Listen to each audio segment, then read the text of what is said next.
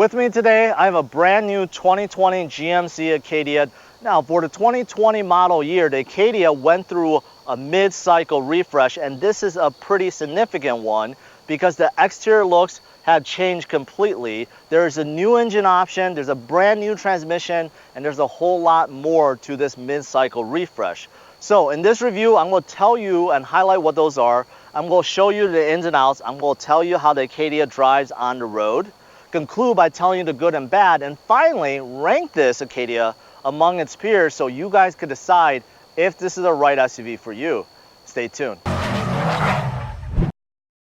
Thanks to Bill K. Buick GMC for making this video possible. If you're in the market for a brand new or used Buick or GMC, definitely check out this dealership. Their URL is on the screen and in the description below. Visually, the front end received the biggest change in this mid-cycle refresh. The giant bolt and chrome grille definitely dominates the front. The new design takes cues from the current Sierra 1500.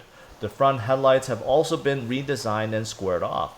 They are full LED and they have a nice daytime running lights wrapped around the outside. The bottom bumper also has this black trim that goes from one side to another and it kind of looks like a smiley face, but it does have more chrome surrounding it. Overall, the front end definitely is a big improvement over previous years. The side looks a bit plain, but does have some nice lines and good looking chrome pieces, such as the one on the bottom that says Denali. All the body panels are painted and the nice looking 20-inch alloy wheels really pop out. However, the roof rack does have plastic towards the front and the rear and it just looks out of place. As for the rear end, it has a nice squared off shape with a big tailgate window and integrated spoiler. The taillights are redesigned and completely LED, and the bottom bumper has a nice chrome piece adding some additional bling. And finally, the dual chrome exhaust tips complete the look.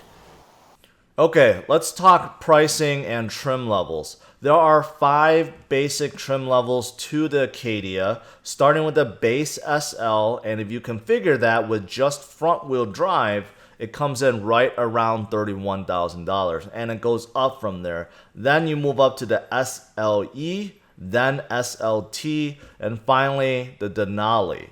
Now, there is a separate trim level, as you can see at the bottom. It's called the AT4. It starts a little bit less than a Denali, but it's by itself because it's the only trim level with a special all-wheel drive system that has more torque vectoring. It's more geared for off-roading, so that is why it's kind of separated by itself.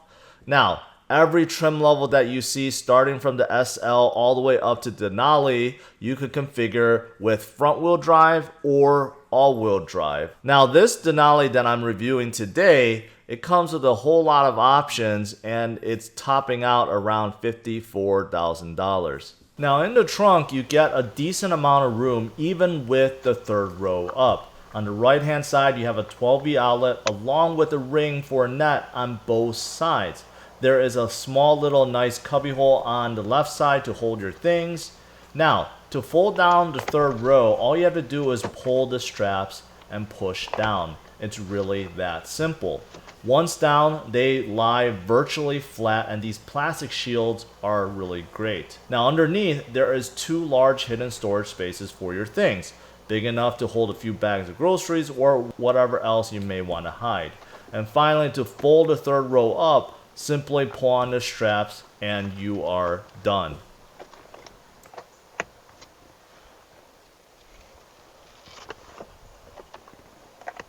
Once you get into the second row, it certainly doesn't disappoint. This Acadia has the space, comforts, and amenities that families are looking for. In terms of space, there's plenty of it. I'm 5'10", plenty of legroom, plenty of headroom, and because this is equipped with captain chairs, no problems with width whatsoever. Now, in terms of the comforts, these seats not only look nice, they feel very nice too. They're just well cushioned and just feels good overall. Now, in terms of amenities, there's a lot. Over here, you do get climate control and you get 2 USB ports, a regular type and a USB-C port. And besides the USB ports, you also get a 120V outlet in case you want to charge something that isn't powered by USB, say a laptop, you could certainly do so over here. Now on top, you have a pair of vents that's in the roof. That's kind of unique. And you get dual sunroofs, one for the front and one for the rear. So it's definitely very comfortable in the second row. So quick note about the sunroof. The way it opens, I'm not a fan of. First of all, you can see there is a large gap here and you can see how light is coming through. But the way it opens is you push down on this and it kind of just retracts. So take a listen. So it retracts pretty fiercely. It just kind of like zooms back, right? And the way you push down on this and how it cracks to open, yeah, I'm not so sure I'm a fan of that. Now to get to the third row, there's two options. Because this does have captain chairs, there is a space in between, although it's pretty narrow, especially with the armrest over there. So unless you're really small or you're a kid, you're probably not going to fit. So the other option is to lean these seats forward, and you do so by grabbing this handle and pulling.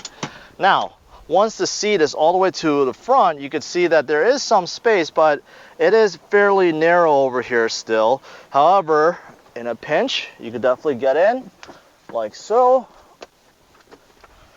And once I'm back here, let me just go all the way behind these seats.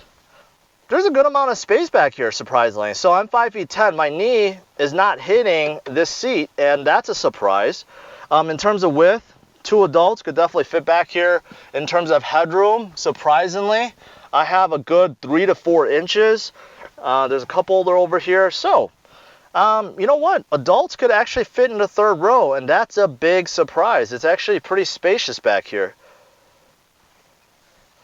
Now, getting in and out of the third row, that's a whole other story. Now, moving on to the front, the seats do say Denali on the headrest, and take a look at the pattern. You have this gray and white stitching pattern. It does look nice and actually feels very comfortable too. Now, starting from the door panel, you can see not a whole lot of contrast. You do just see some wood trim over there, but that's pretty much it with the white stitching. And see how it flows into the dash, the infotainment over here. And then take a look, climate control, the shifter, and the console and armrest. Moving on to the gauge cluster and the steering wheel. All right, let's start out with the infotainment system, because this 8-inch infotainment system is brand new and it is really, really nice. Now, it is touchscreen and it's really, really responsive. As you can see, no lag whatsoever. The screen, very high resolution, and I love the way the graphical interface looks. Big buttons, easy to understand.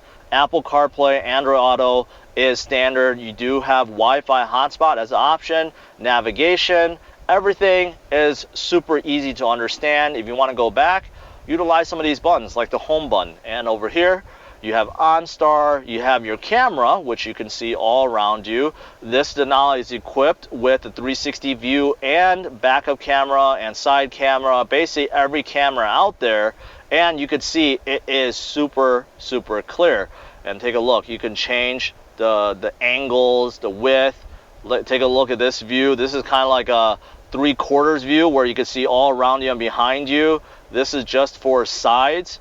There's so many different camera options. This is really cool setup. And also, if you go back, you can control your rear climate and have additional apps if you wanted to. So this is definitely a good infotainment system. I really enjoy it. Of course, if you didn't like touch, you can still use the buttons. This is for radio and back, forward, and this is saying okay. So this is really well designed. I like that. Now, climate control is easy to understand. You got two large knobs. You could sync or have individual zones. You can have one in the rear, of course. Fan control, you got some defroster options, and this is very simple to understand. However, I think this whole setup, in terms of the bezel and the look and the overall design, looks a little dated. The infotainment works great. This is probably state of the art, one of the easiest I ever used in terms of functionality, the screen, and so forth, the apps. But the dash layout, this infotainment layout looks kind of dated. And same thing with the climate control. I wish this was made to look a bit more modern. Same thing with these buttons. So now moving on to the new shifter, before I get to it, all transmissions in the Acadias have been upgraded to a new 9-speed transmission, which is awesome, which is really good, helps with fuel economy and overall power range. But this new shifter, I am not a fan of. Now, I've reviewed a lot of Hondas. They have also gone this route. A lot of other manufacturers have. And in their case, they say it's safe space and so forth. But there's a learning curve, and people just don't like it. And in emergency situations where you really need to put it in, let's say, neutral or drive, people get stuck. And it's no different with this one. So take a look. So if you want to shift in reverse, okay, you don't press down on it. Okay, you have to lift up on it. So that's different. Now, for park, you do press on it. Neutral, you press on it. But reverse, you have to pull. And then drive, you also have to pull. Okay, so it's just a combination of stuff, pulling and pushing. And you do have a manual shift where once you get into drive, you can push L and then you can shift up or down utilizing this plus and minus. There is no paddle shifters in this Acadia. This just makes no sense. No one would be pressing up or down while they're driving, trying to pay attention to the road. This manual setup just makes no sense whatsoever. Overall, I am not a fan of this electronic shifter. Now, GMC says this saves space on the console over here for other things, but I think this could be done in a much better manner. Now, moving on down here, you do have a wireless charger. You have a 12V outlet, USB-C, USB over there. That's nice. Underneath, you do have more space to put whatever you want, so that's a cool design. Now, couple cup holders, more wood trim. Now over here, engine auto stop, traction control, parking sensor. This is hazard light. And then take a look at this. This is pretty unique. Now this is a drive selector for your all-wheel drive system. Now it is equipped with all-wheel drive, but you can go into just two-wheel drive. So if you want to go in two-wheel drive, save more gas, you can by selecting X2. Now all-wheel drive is X4. Now this is for sport mode. Then you have off-road mode, and finally towing or hauling mode. So you kind of got to remember, if you want all-wheel drive, make sure you select X4. Now this is for the lane keep system. This is for heated seats, 3 levels, and cool seats, which you get on both sides. Now in terms of armrest, nice and big. There's really nothing, no USB ports or anything like that. It doesn't slide. It sits nice and high, so you can set your arm here and it feels pretty comfortable, but that's how that works. Now up here, you do have Onstar Sos. So that's pretty standard across all GM vehicles. You have your home link setup over here. And then take a look, you do have a sunroof up here, but unfortunately, how you open it, it's the same way like the back. You have to press this button, and it just kind of like darts back there, and I'm not a fan of that. And I think this, if you do this enough, I honestly think that little hook thing is just bound to break. So I think this was done really, really poorly. Now, something that's cool that's part of an option, a technology package that you could get is this camera system in the rear view mirror. Now, normally it's not on, but if you want to turn it on, simply flip this, take a look, and you can see right behind you. That's actually really cool. And there's some buttons to change like the visibility, how bright it is, and so forth. So that is an additional option in case you want to see something behind you, in case, you know, whatever's obstructing your view, let's say the third row passengers, you could always utilize this. Now moving on to the gauge cluster, this is one big gigantic 8-inch screen in the middle. It's nice and bright. I like the look of that. Of course, you got an analog tack over there, fuel, temperature, that's all analog. But in the middle, you could definitely see miles per hour, shows you kind of like a analog, even though it's an analog simulation, but analog and digital miles per hour, and utilizing the steering wheel over here. You can see a couple other things. For example, your trip computer, A and B, fuel range, oil life, right, TPMS. So there's a few things okay in terms of air filter. So there's a few things you could definitely scroll through and take a look. There's a lot of things actually, in fact. Now, moving on to the steering wheel, I gotta say, this looks dated to me. Although it feels actually pretty nice. I like the feel, the thickness, the leather, but this just looks really dated, especially compared to some of its peers in the same class. Now, you do see Denali over here. This is for the intelligent cruise control. You got heated steering wheel here. That's nice for the winter. Phone control and menu control for that gorgeous 8-inch gauge cluster. Now over here, really not much. This is for electronic parking. If you want to turn off or on, just simply press it. You got some memory seats over here and window controls. All right, so now let's go for a drive and see how this Denali handles the roads. Now, remember, you gotta pull on this for reverse and take a look at the screen, nice and big and it's clear. What's interesting is I do have some bush or brush parked in front, and the sensors are sensing it and it's warning me, and it's giving some vibration in my seat. This is the first time I ever felt that before. Normally you would hear some beeps or the steering wheel shake, but no, in this case, it's shaking my butt. That's the first time I ever tested a car with that function. That's really cool, actually. Now, first impression in terms of driving impression is it's really smooth, the suspension. See, I'm purposely going on this kind of gravel, woody kind of trail, and I hardly feel it. GMC, whatever they did with the suspension in here is amazing. It's amazing. I've driven a lot of high-end cars and SUVs where, you know, especially with big wheels, you feel the bumps. I really don't. The suspension setup in here is really, really good. And keep in mind, this Acadia is equipped with 20-inch alloy wheels. So they're not small 18 or 19, they're 20-inch. Man, but it is providing, this suspension and wheel setup is providing an ultra smooth ride. This Acadia does come with active noise cancellation, which I feel like really works. Honestly, it's so quiet in here. So quiet.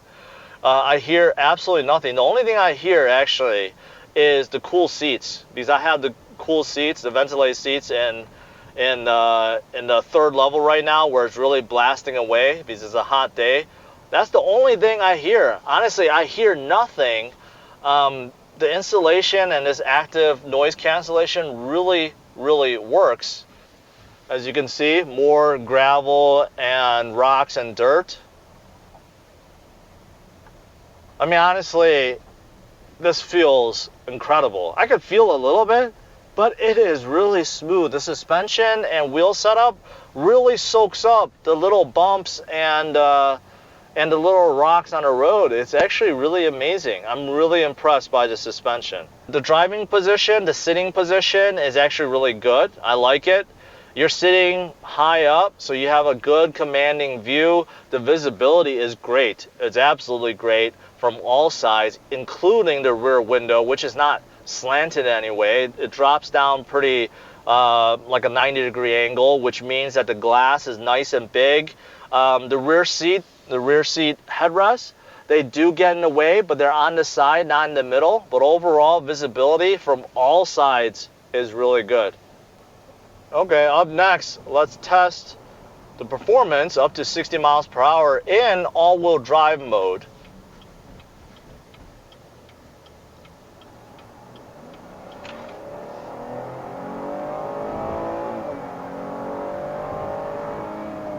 Wow, that was impressive. That was actually much quicker than I expected. The butt dyno right now, I could definitely tell this engine and transmission combo really got this Acadia going. Now, I mentioned all Acadias for 2020 now have a new 9-speed transmission. Obviously, the gears are much closer, better for fuel economy and for performance and for smoothness. Definitely, I can't feel any of the shifts. This is a really good transmission. The engine too, this is a 3.6 liter. Now it's natural aspirated, pushing 310 horsepower, about 280 pound-feet of torque, a little bit underneath that. There is a new engine, a 2-liter turbo engine that's pushing about 230 horsepower, but more importantly, about 260 pound-feet of torque, and that comes in right at 1500 RPM. So that's also a pretty good engine that comes standard on some of the Acadia trims. Now the base engine is a 2.5 liter, 193 horsepower engine, but I'm really impressed with this 3.6 liter engine. It really gets this Acadia moving. There is no paddle shifters, which normally I would say that's okay. An SUV, you don't need paddle shifters. But the way this is set up with manual shifting with these buttons, that's just unacceptable. This is just ridiculous. Why GMC even put that there? They should just remove that. It shouldn't even be an option. Now I can see how if you wanted to shift to say second gear for snow mode or something, right? Like if there's a lot of snow, you want to go up in gear, then that kind of makes sense. But, to try to manually shift through this just makes absolutely zero sense. Now, since there are no paddle shifters, which is fine in SUV, there are some hidden controls behind the steering wheel. This side is volume, so you can select volume up or down behind here, and over here, you can scroll through your favorite stations. They're hidden, you can only feel it, but it's kind of nice to have it back there. Once you get used to it, it definitely will come in handy. Now the seats are very comfortable. Not only do they look nice, they feel good. I feel like I could sit on these seats for hours and not get any back pains or anything like that. I really like the feel of these seats, but when you combine it all, the seats, the driving position, the suspension setup, the quietness, this is a very impressive ride. And in terms of steering feel, I feel like it's a little bit on the lighter side, but it is precise. It is precise, and I don't get a vague feel. So I actually do like the steering quite a bit. Now, in terms of safety features, you pretty much get it all. So in terms of lane keep assist and warning, auto braking, blind spot monitoring, all that stuff you get. Now, one thing you don't get standard is adaptive cruise control, which comes on the technology package. So unfortunately, you're going to have to add that. But by adding a technology package, you get more. For example, you do get this fancy rear view mirror camera system that gets attached in there. So you do get additional things, but pretty much you get it all. All right, so now the engine just turned off by itself because it does have the auto stop feature. Let me see if I feel it turn on or how much lag there is once I hit the gas. Yeah, there is definitely a lag. So unfortunately, with a lot of these auto engine start stop where it's trying to save fuel and it turns the engine off at a stoplight, unfortunately when you start back up, you do feel the engine start again, and there is a slight lag. So that's why most manufacturers, including this Acadia, has a button where you could turn off right away, and I normally do that.